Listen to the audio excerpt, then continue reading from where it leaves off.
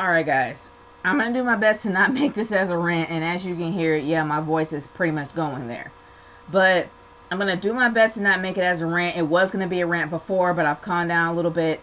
I had an opportunity to actually see the Batman v Superman second trailer that came out, and I actually saw it on the Angry Joe show. He actually did do a reaction video to it, and I'll leave it in a card above somewhere over here. I actually leave a card up there for those that really want to see it.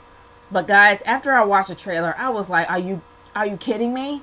You're going up against Marvel next year. Do you really want to reveal everything this early? Do you want to put all of your eggs in one basket? You've already made the decision to have Suicide Squad right after Batman v Superman. Do you really think it's a good idea to put all of your eggs in one basket and reveal everything in this trailer? That was one of my problems. And I'm like, you should at least have just throw us a bone, but not too much. Like, throw us a little crumb, I guess, but not too much. But they revealed far too much in this trailer.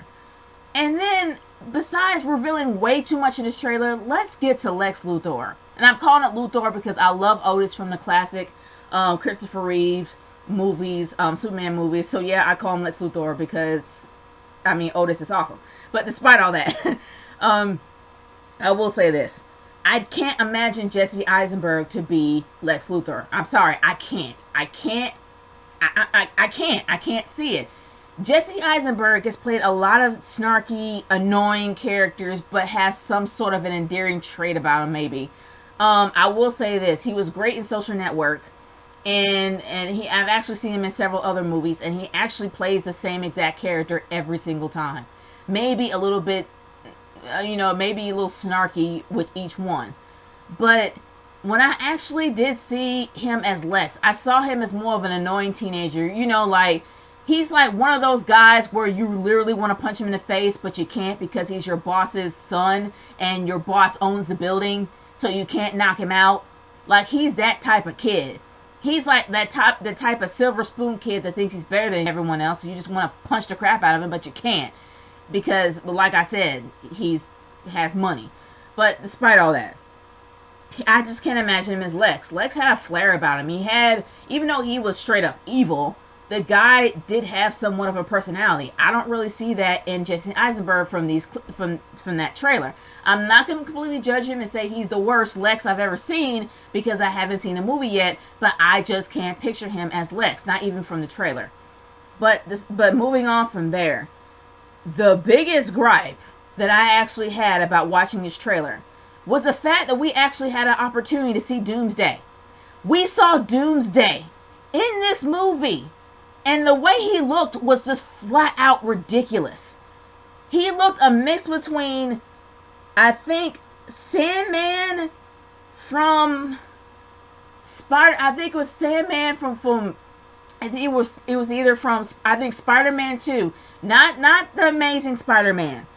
The Sam Raimi version. When we had Sandman in there. He's a mix between Sandman, Doctor Doom, and The Thing from Fantastic. Seriously, that's what I saw when I saw Doomsday. And actually seeing where Doomsday came from, not so much that he's Lex's creation, but the fact that he is literally General Zod recreated into Doomsday. And how Doomsday looked, I'm like, what? Seriously? That's one of my biggest gripes that I have for this movie. This movie cost $450 million to make. Do you think you can come up with better graphics or better design for Doomsday than what you made? Like, honestly, he looked ridiculous.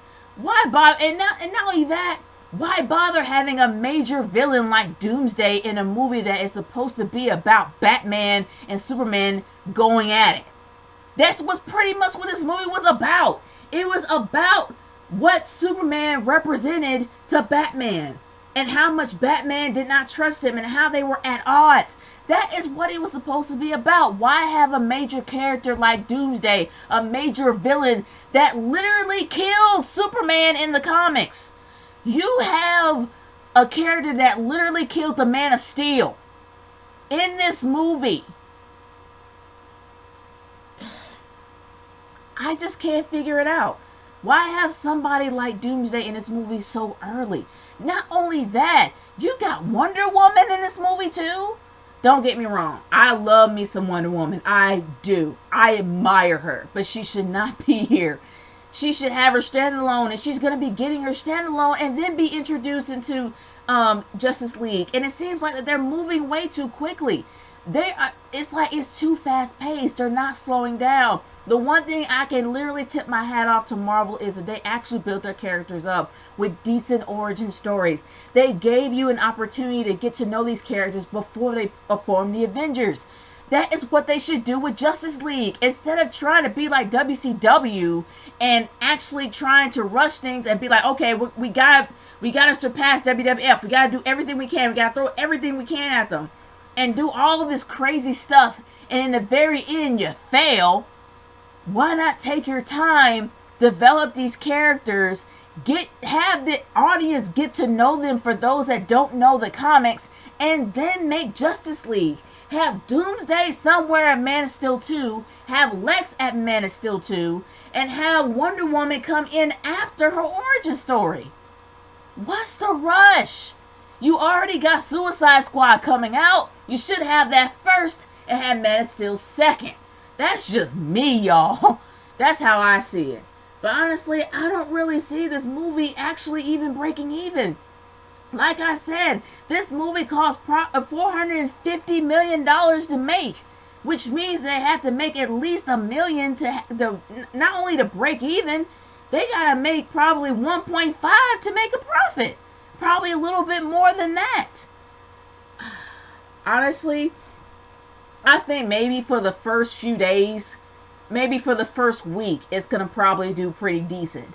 But then as time rolls on, this isn't going to stay. This isn't going to have any staying power because it's going to go up against freaking Civil War.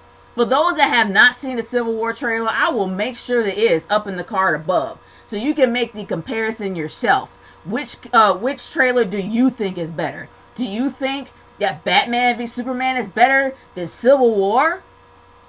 In my opinion, no freaking way. DC, you gotta bring up your A game, man. You're gonna be going up against the big leagues. You're going up against freaking Civil War. This is gonna be the last movie that we see Captain America in before Infinity War. So, in my humble opinion, I don't think DC is gonna make it. If they decide to actually have this movie first, I doubt that they're even going to break even.